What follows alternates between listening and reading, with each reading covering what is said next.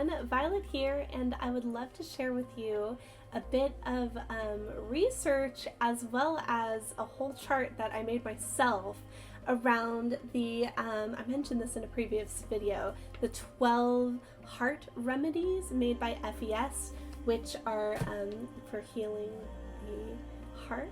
These are flower essence remedies, which are vibrational. They work on the astral, and they especially heal the emotions. And these 12 are especially designed to help the heart. They put out a core kit of 12, and I've actually been working a lot with the numerology of 12, and especially 12 out of a single point, like a central point, like a 13th. So I thought it would be really interesting to delve deeper into these flower essences and create a chart of 12 with, you know, kind of my understanding of that.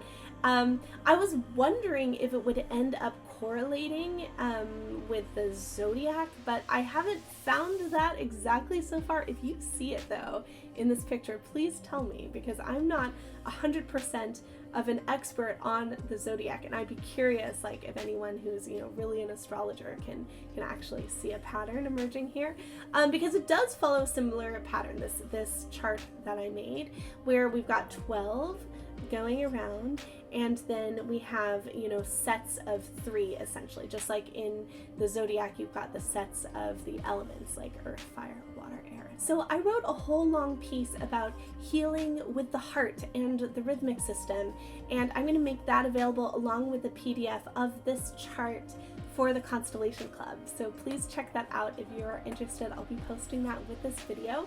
But I kind of wanted to just show it to you and go through some of the things that I found.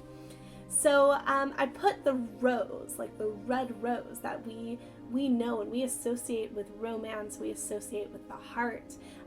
It follows the same pattern as the planet Venus. Venus's dance with the earth creates this beautiful 5-fold rose, and that's included in the document too. You can also look it up.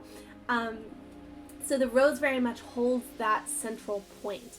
And so I put that in the center, and then all of these healing flowers going around it. Because in my practice, and I've made a video about this before, about the 3 flowers, the rose, the rosemary, and lavender, and how you can use that with your healing, and how the rose really helps everybody. And this is using the physical plant.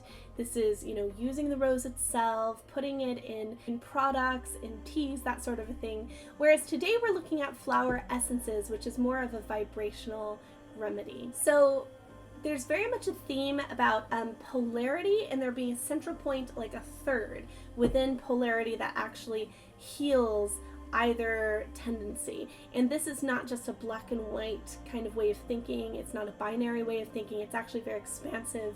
You can see polarity is kind of pushing in many different directions.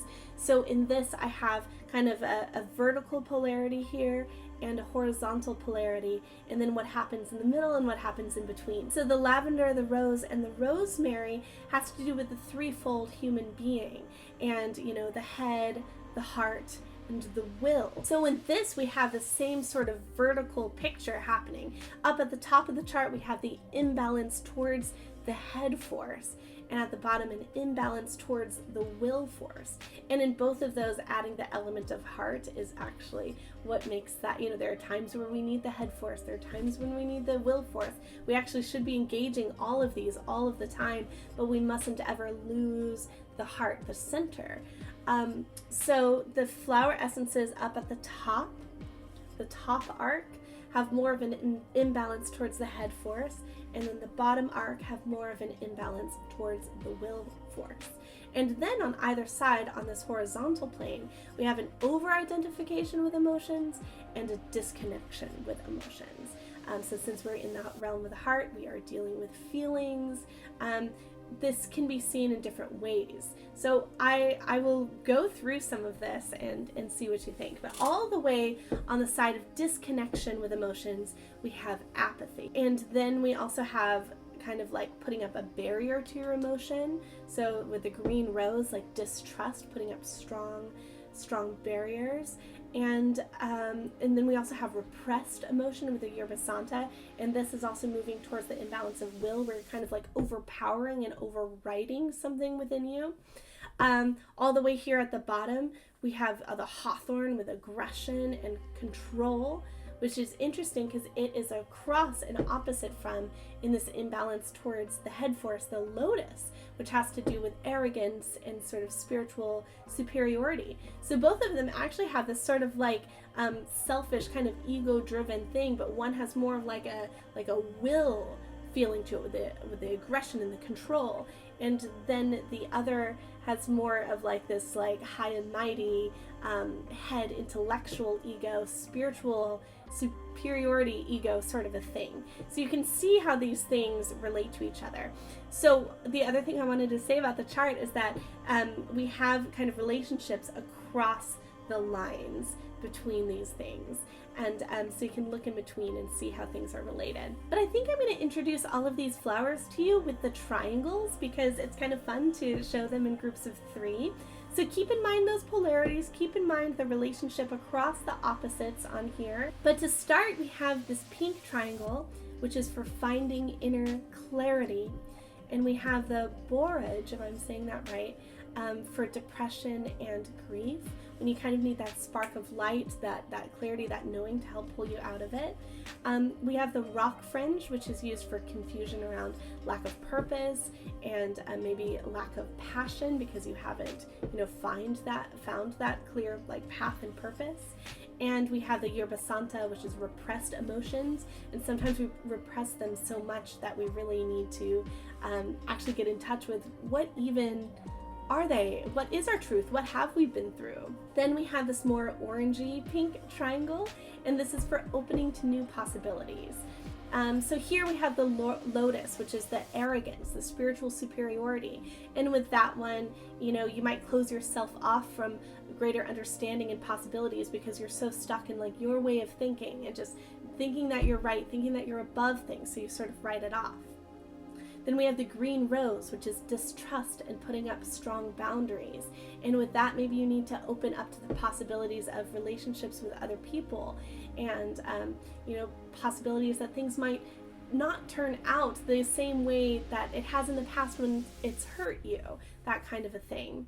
And we have the bleeding heart, which is holding on to toxic relationships. And oftentimes you're kind of stuck in this pattern, or you're like thinking there's not something better out there, or not wanting to go through the loss of letting go of what is really, close to you. And again, habitual. So this is all about opening up to new possibilities.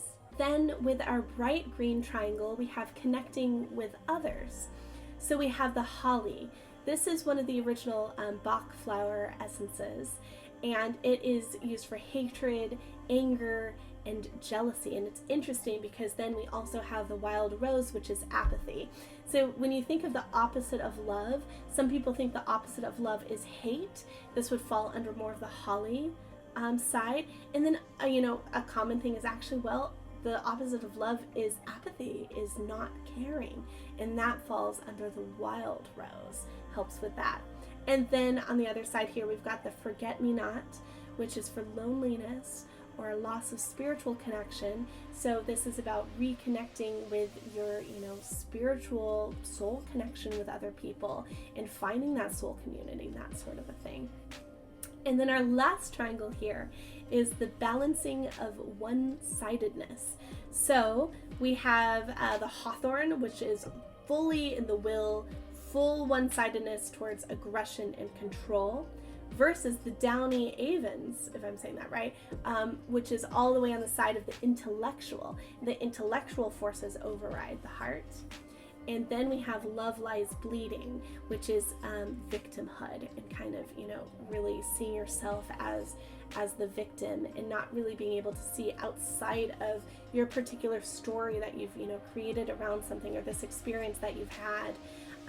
So the balancing of one-sidedness would be able to leave this side of victimhood and being able to see the other side of ways that you can grow and learn from this, ways that you can evolve and develop, or maybe the other side of why something happened a certain way, and of seeing outside of your own box that you perhaps created. So I hope this is a helpful chart if you are looking into flower essences, or if you're on a path of healing the heart, which really, aren't we all? Are we all on that path?